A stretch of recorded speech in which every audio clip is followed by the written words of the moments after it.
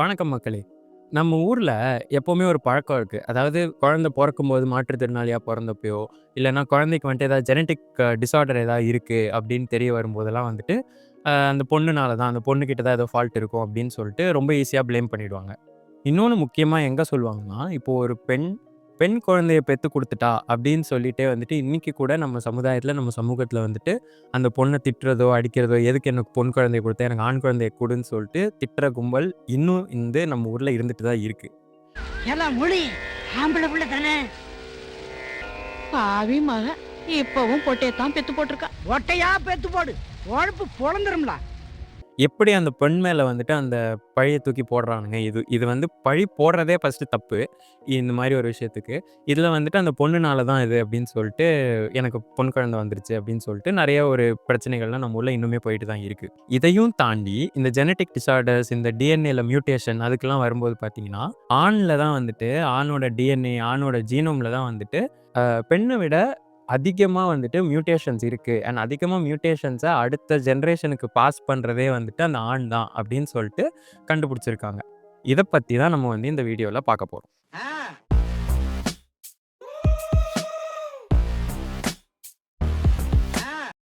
இங்க தான் வந்து பேசிக் பயாலஜியோட புரிதலே வருது. ஹியூமன்ஸ் ஆகிய நம்ம எல்லாருக்குமே வந்துட்டு 46 குரோமோசோம்ஸ் இருக்கும். அந்த 23 பேர்ஸ் அப்படின்னு சொல்லுவோம்.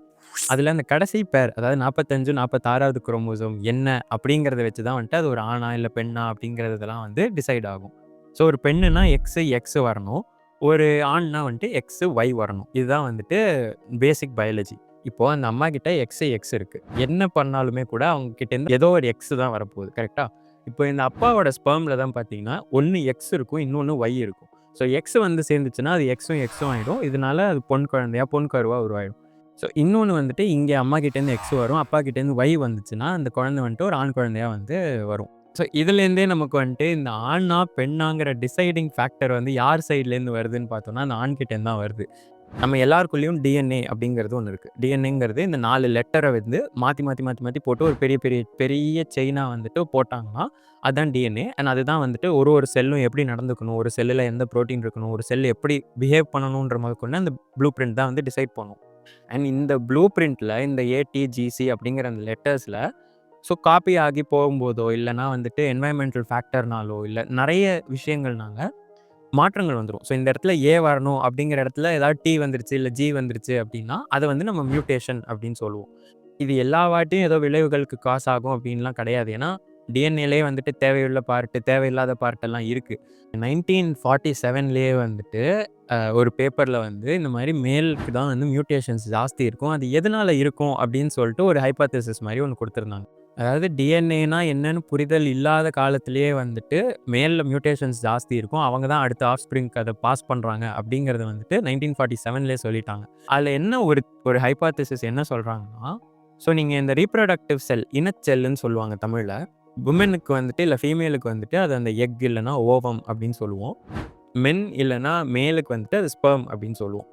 ஸோ இது 2மே வந்து எப்படி டிவைட் ஆகுது, அதோட லைஃப் டைம் ஃபுல்லா எப்படி டிவைட் ஆகுதுங்கிறது மாறும். ஸோ ஓவம்ங்கிறது அதோட லைஃப் டைம் ஃபுல்லா பார்த்தீங்கன்னா, ரொம்பலாம் டிவைட் ஆகாது. அதுக்குன்னு வந்துட்டு ஒரு குறிப்பிட்ட அமௌண்ட் ஆஃப் சைக்கிள்ஸ் இருக்கு. அந்த டிவைட் ஆகுற சைக்கிள் வந்துட்டு அது பர்த்துக்கு முன்னாடியே முக்காவாசி முடிஞ்சிரும். ஸோ பர்த்துக்கு அப்புறம் வந்துட்டு அந்த ஓவம் வந்து ஒண்ணொண்ணா வந்து வெளில தான் வருமே தவிர, பெருசா டிவிஷன்றது நடக்காது. ஆனா மேல் ஸ்பெர்முக்கு எப்படின்னா, பியூபர்ட்டில ஆரம்பிச்சு அந்த ஆண் வந்துட்டு சாகுற வரைக்கும் அந்த ஸ்பெர்ம் வந்து மல்டிப்ளை ஆயிட்டே இருக்கும். அதாவது 1, 2 ஆகும், 2, 4 ஆகும். அப்படி பிரிஞ்சுக்கிட்டே இருக்கும்.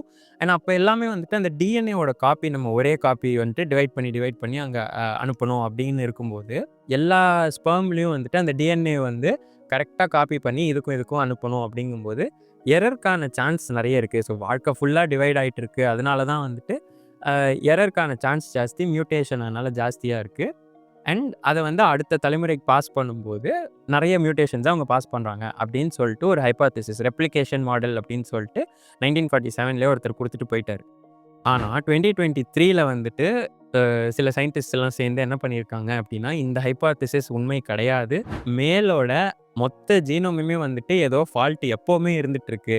இது அந்த ரெப்ளிகேஷன்னால மட்டும் கிடையாது. அந்த ஸ்பெர்ம் வந்துட்டு அந்த இனச்செல் வந்து டிவைட் ஆயிட்டே இருக்கு. லைஃப் லாங் ரொம்ப ஜாஸ்தி டிவைட் ஆகுது. அதனால தான் அப்படிங்கிறது கிடையாது அப்படின்னு சொல்லிட்டு ஒரு புது ஹைப்போதீசிஸ் குடுத்துருக்காங்க.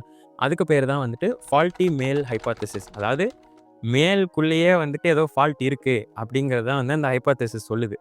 இதை அவங்க ஏன் சொல்கிறாங்கன்னா, இப்போ அந்த ரெப்ளிகேஷன் மாடல் வந்துட்டு ட்ரூவாக இருக்கணும் அப்படின்னா, பியூபர்ட்டிலேருந்து தானே வந்து விமனை விட ஜாஸ்தியாக வந்து மேலுக்கு மியூட்டேஷன் நடக்கணும். ஆனால் அப்படி கிடையாது. ஏன்னா மேல் அண்ட் ஃபீமேல் ஜீனோமன் நிறைய ஏஜ் குரூப்பில் அவங்க டெஸ்ட் பண்ணி பார்த்ததுல மேலோட மியூட்டேஷன் ரேட் வந்துட்டு பியூபர்ட்டிலேருந்து ஸ்டார்ட் ஆகலை, முன்னாடியிலேருந்தே மேலுக்கு வந்து ஃபீமேலை விட ஜாஸ்தி தான் இருக்குது மியூட்டேஷன் அப்படின்னு சொல்லி இந்த 2023 அந்த ஃபால்ட்டி மேல் ஹைபாத்தசிஸில் சொல்கிறாங்க. இன்னொன்று என்னன்னா, அந்த டைப் ஆஃப் மியூட்டேஷன். இப்போ மியூட்டேஷன்லேயே வந்துட்டு வேறு வேறு டைப் இருக்குல்ல. இப்போ காப்பி ஆகும்போது இந்த டைப் ஆஃப் மியூட்டேஷன்ஸ் வரும். இல்லை ரிப்பேர் பண்ணும்போது இந்த டைப் ஆஃப் மியூட்டேஷன் வாய்ப்பு இருக்குது. டிவைட் ஆகும்போது இந்த மாதிரி வாய்ப்பு இருக்குது அப்படின்னு சொல்லிட்டு நிறைய டைப் ஆஃப் மியூட்டேஷன்ஸ் இருக்குது. மேல் அண்ட் ஃபீமேல் 2 பேரோட மியூட்டேஷனோட அந்த ஸ்பெக்ட்ரா, அதாவது வகைகள் எடுத்து பார்த்தோம்னா விதவிதமான டைப் ஆஃப் மியூட்டேஷன்ஸ் எல்லாம் வந்து அதில் இருக்குது. ஸோ இது இந்த டிவைட் ஆகிறதுனால இந்த காப்பி பண்ணி பேஸ்ட் பண்ணுறதுல தான் பிரச்சனை அப்படிங்கிறது இல்லாமல் டிஃபால்ட்டாகவே ஏதோ ஒரு ஃபால்ட் இருக்குது நமக்குள்ள அப்படின்னு சொல்லிட்டு ஒரு ஹைபாத்தசிஸ் வந்து கொடுத்துருக்காங்க. ஸோ இந்த ஃபால்ட்டி மேல் ஹைபாத்தசிஸ்ங்கிறது வந்துட்டு அவங்க சும்மாலாம் ஒன்றுமே வந்துட்டு சொல்லலை. அதாவது சும்மா எனக்கு காலையில் எழுந்திரிச்சு தோணுச்சு, அதனால் நான் இந்த ஹைபாத்தசிஸ் சொல்கிறேன் அப்படின்லாம் சொல்லலை. இதுக்கு பின்னாடி அவங்க நிறைய டேட்டாவோட பேக் பண்ணுறாங்க. இப்போது 2012 அதாவது 2012 வந்துட்டு ஒரு ஸ்டடி பண்ணியிருக்காங்க ஐஸ்லாண்டில். 78 அம்மா அப்பா அண்ட் 78 குழந்தைங்க இவங்கள வந்துட்டு அவங்களோட ஜீனோமை வந்துட்டு ஃபுல்லாக ஸ்டடி பண்ணி எவ்வளோ மியூட்டேஷன்ஸ் இருக்குது, எவ்வளோ புது மியூட்டேஷன்ஸ் இருக்குது, யார்கிட்டேருந்து வந்துச்சுன்னு சொல்லிட்டு ஒரு ஜீனோம் ஸ்டடி பண்ணியிருக்காங்க. ஆனால் இப்போ நம்ம வந்து இந்த அம்மாக்கிட்டேருந்து எவ்வளோ மியூட்டேஷன்ஸ் வந்துச்சு, அப்பா கிட்டேருந்து எவ்வளோ மியூட்டேஷன்ஸ் வந்துச்சுன்னு பார்க்கும்போது அந்த அப்பா தான் வந்துட்டு 3 to 4 டைம்ஸ் அதிகமாக அந்த ஜீனோமில் இருக்கிற மியூட்டேஷன்ஸை ட்ரான்ஸ்ஃபர் பண்ணுறாரு அந்த குழந்தைங்களுக்கு அப்படின்னு சொல்லிட்டு அந்த ஸ்டடியில் கண்டுபிடிச்சிருக்காங்க. அது மட்டும் இல்லாமல் அந்த அப்பாவோட ஏஜ் வந்துட்டு இதில் ஒரு பெரிய ஃபேக்டராக இருந்திருக்கு. அந்த அப்பாவோட ஏஜ் ஏற ஏற அவர் எவ்வளோ மியூட்டேஷன்ஸை வந்துட்டு அடுத்த தலைமுறைக்கு பாஸ் பண்ணுறாருங்கிறது வந்து அதிகமாகிட்டே இருந்திருக்கு. ஒரு 10 வருஷம் அப்பாவோட ஏஜில் இன்க்ரீஸ் இருக்குன்னா டபுளாக வந்துட்டு அந்த மியூட்டேஷன் ட்ரான்ஸ்ஃபர் ஆகுது. ஒரு 30 வயசு ஒருத்தர் வந்துட்டு அப்பா ஆகிறாரு அப்படின்னா அவர் குழந்தைக்கு வந்துட்டு ஒரு 10 மியூட்டேஷன் ட்ரான்ஸ்ஃபர் பண்ணுறாருன்னு வச்சுப்போமே. இது 10ங்கிறது நான் பேப்பர்லேன்னு சொல்ல, 10 நான் ஒரு எக்ஸாம்பிள் 10 மியூட்டேஷன் ட்ரான்ஸ்ஃபர் பண்ணுறாருன்னா 40 வயசில் வந்துட்டு அவர் 20 மியூட்டேஷன் ட்ரான்ஸ்ஃபர் பண்ணுறாரு. ஸோ 10 வருஷத்தில் டபுள் ஆகுது. ஸோ அந்த அப்பாவோட ஏஜ் அப்படிங்கிறது வந்து இந்த மியூட்டேஷன்ஸ் ட்ரான்ஸ்ஃபர் ஆகிறதுக்கு ஒரு பெரிய ரோல் ப்ளே பண்ணுது அப்படிங்கிறது இந்த ஸ்டடியில் மூலிமா நமக்கு தெரிய வருது. அது மட்டும் இல்லாமல் வேறு நிறைய ஸ்டடீஸ் பண்ணியிருக்காங்க. இப்போ இந்த குழந்தைங்களுக்கு வந்துட்டு ஆட்டிசம் ஸ்பெக்ட்ரம் டிஸார்டர் இருக்கும்போதோ இல்லை இன்டெலெக்சுவல் டிசபிலிட்டி இருக்கும்போது இந்த மாதிரி ஜெனட்டிக் டிஸார்டர்ஸ் அடுத்த தலைமுறைக்கு பாஸ் ஆகுது அப்படிங்கிறதுல வந்து அப்பாவோட ஏஜ் பெரிய ரோல் ப்ளே பண்ணுதுன்னு சொல்லி நிறைய ஸ்டடீஸ் இதுக்கு முன்னாடியே பண்ணிட்டாங்க. ஸோ இப்போது ஒரு குழந்தைக்கு ஷிசோஃப்ரீனியா இருக்குது அப்படின்னா அதில் அப்பாவோட ஏஜ் நிறைய இருந்ததுனால அந்த மியூட்டேஷன் ட்ரான்ஸ்ஃபர் ஆகிருக்கும் அப்படின்னு சொல்லி நிறைய ஸ்டடீஸ் இதுக்கு முன்னாடியே பண்ணியிருக்காங்க. அதுவும் அவங்க வந்து ஹியூமன்ஸ் மட்டும் இல்லாமல் 68 ஸ்பீஷீஸில் இந்த ஸ்டடியை பண்ணியிருக்காங்க. அது மூலயமா என்ன தெரிய வருதுன்னா, ஸோ பாலூட்டி வகைகள் எல்லா அனிமல்ஸ் ஹியூமன்ஸ்லலாம் வந்துட்டு இந்த ட்ரெண்ட் ஃபாலோ ஆகுது. மேலோட ஜீனோம் வந்துட்டு எப்போவுமே ஹை மியூட்டேஷன் ரேட்டில் இருக்குது. அண்ட் அந்த மியூட்டேஷன் வந்து அடுத்த தலைமுறைக்கு நிறைய பாஸ் ஆகுது அப்படின்னு சொல்லிட்டு மேமல்ஸில் பேர்ட்ஸ்லலாம் வந்து கண்டுபிடிச்சி சொல்லியிருக்காங்க. ஆனால் ரெப்டைல்ஸ் அண்ட் ஃபிஷ்ஷஸில் வந்துட்டு இந்த ட்ரெண்ட் ஃபாலோ ஆகலை. அது எதனாலங்கிறது வந்து இனிமேல் தான் கண்டுபிடிப்பாங்கன்னு நினைக்கிறேன். ஏன்னா அது ஒரு இன்ட்ரெஸ்டிங் இது. ஏன்னா இவங்களுக்கு ஃபாலோ ஆகுது, பேர்ட்ஸுக்கு கூட ஃபாலோ ஆகுது, ஆனால் ஃபிஷ்ஷஸ்க்கும் ரெப்டைல்ஸ்க்கும் ஆகலை அப்படிங்கும்போது இது ஒரு நல்ல ஒரு ஸ்டடியாக இருக்கும் ஃப்யூச்சரில் அப்படின்னு சொல்லிட்டு நான் நினைக்கிறேன். இதுக்கும் மேலே இன்னொன்று நம்ம அந்த XY குரோமோசோம் பற்றி பேசணும் இல்லையா ஃபஸ்ட்டில். இந்த XY குரோமோசோமில் நீங்கள் பார்த்தீங்கன்னா 180 மில்லியன் இயர்ஸ் முன்னாடி இந்த X குரோமோசோமும் Y குரோமோசோமும் ஆல்மோஸ்ட் ஒரே சைஸில் தான் இருந்திருக்கு அப்படின்னு சொல்லி கண்டுபிடிச்சிருக்காங்க.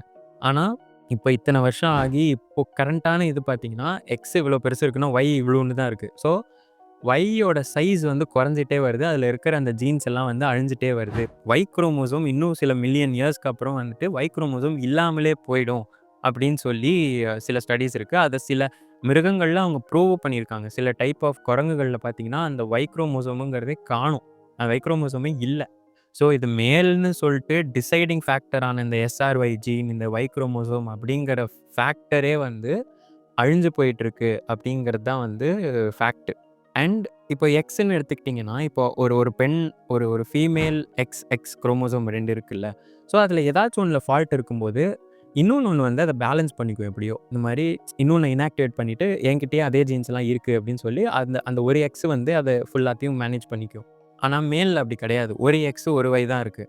ஸோ இது ரெண்டுத்தில் ஏதாச்சும் ஃபால்ட் இருந்துச்சுன்னா அந்த ஃபால்ட்டு வந்துட்டு டிஸ்பிளே ஆகும். அதனால தான் வந்துட்டு சில நோயெல்லாம் பார்த்திங்கன்னா மேலுக்கு தவறாமல் நிறைய வந்துட்டுருக்கும். லைக் ரேஷியோ வைஸ் பார்த்திங்கன்னா மேலில் தான் அந்த நோய் நிறைய இருக்கும். ஸோ ஒரு எக்ஸாம்பிளுக்கு பார்த்திங்கன்னா கலர் பிளைண்ட்னஸ், ஹீமோஃபீலியா, அப்புறம் ஃப்ரெஜைல் எக்ஸ் சிண்ட்ரோம்லாம் வந்துட்டு மேலுக்கு தான் வந்து அக்கரன்ஸ் ரேட் ஜாஸ்தி இருக்கும். ஸோ இதுக்கு இன்னொரு காரணம் வந்துட்டு அதான் அவங்களால 2 காப்பி இல்ல. ஒண்ணு இல்லன்னா இன்னொன்னு வச்சு மேனேஜ் பண்ணிக்கலாம் அப்படிங்கிற கான்செப்ட் இல்லாததுனால, ஸோ மேலுக்கு அது டிஸ்ப்ளே ஆயிடும். அது அடுத்த தலைமுறைக்கும் பாஸ் ஆயிடும்.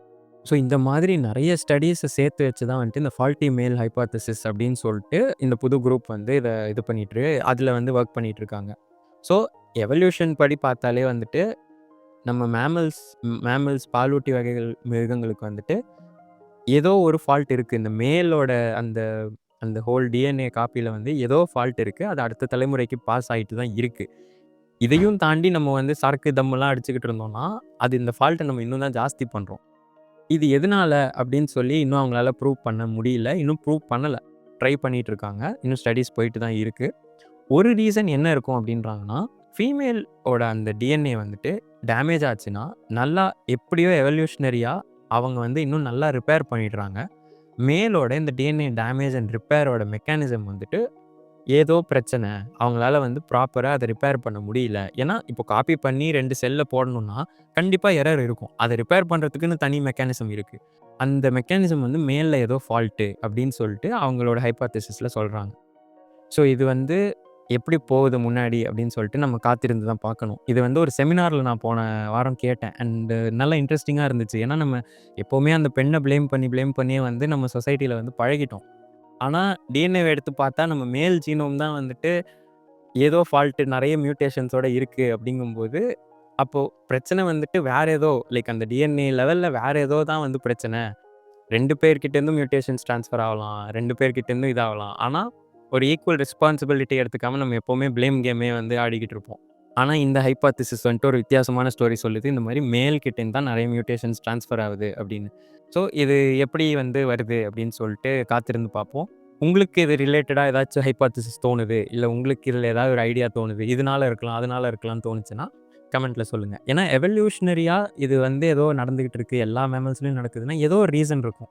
ஸோ அந்த ரீசன் என்னவா வேணா இருக்கலாம். ஏன்னா நேச்சர், சயின்ஸ் வந்துட்டு ரேண்டமா செலக்ட் பண்றது தான் வந்து இந்த மியூட்டேஷன் இதெல்லாமே.